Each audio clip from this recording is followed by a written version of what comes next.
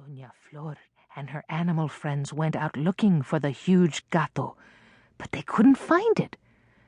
That night, she carried her tired friends, the coyotes and rabbits, back home. But just as she started to tuck them in and read them a good night story, they all heard, "Roar!" "Where is that darn cat?" asked Flor.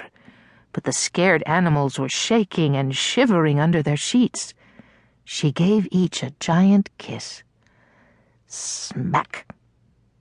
The sound echoed and woke the grumpy wind, who stormed up and down the hills a-grumblin' and a-growlin'.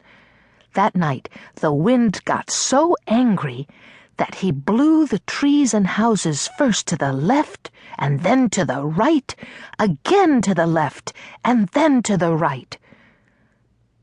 Now, DoNa Flor liked her sleep, so she wasn't smiling when she heard the wind spinning round and around the village. Together, the wind and the giant cat roared all night, and nobody got much sleep. As the sun rose, Flor's neighbors, shaking at the commotion, peered out their windows. Tired-looking Flor was giving that wind a big hug to quiet him down. Then she started her morning chores. DoNa Flor had work to do, but first she looked around the village. Where were her neighbors? Then she heard, "Roar! Roar!"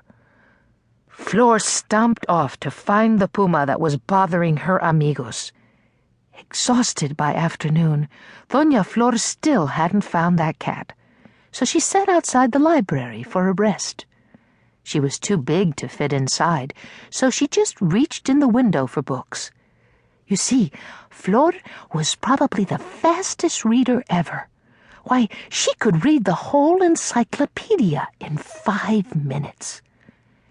She liked to sit in the shade and read stories and poems nice and slow to the children and animals that climbed all over her soft body.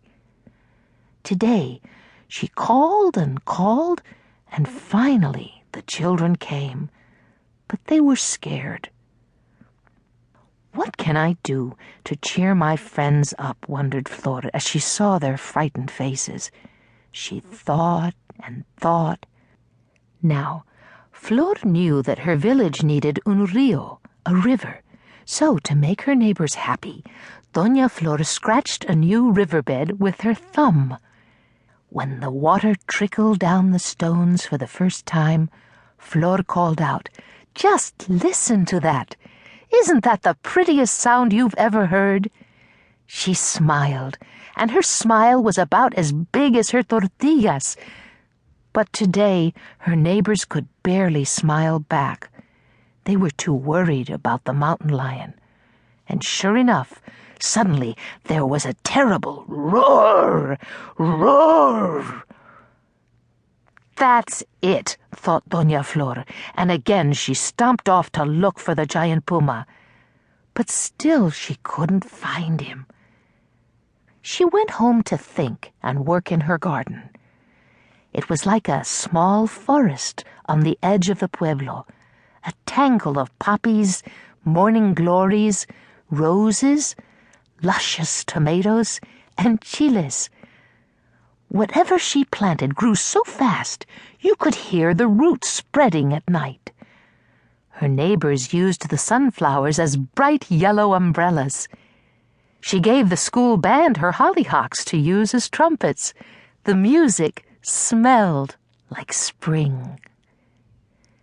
"My plants grow that big because I sing to them like my mother did," DoNa Flor told the children when they came 3 at a time to carry home an ear of corn.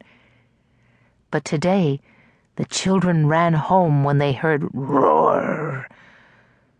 The sound rattled all the plates in the pueblo. Flor's neighbors' teeth started rattling too. Where is that big monster gato, DoNa Flor wondered. The smell of roses helped Flor think, so she went inside and took a long, hot bubble bath. Everyone knew DoNa Flor was thinking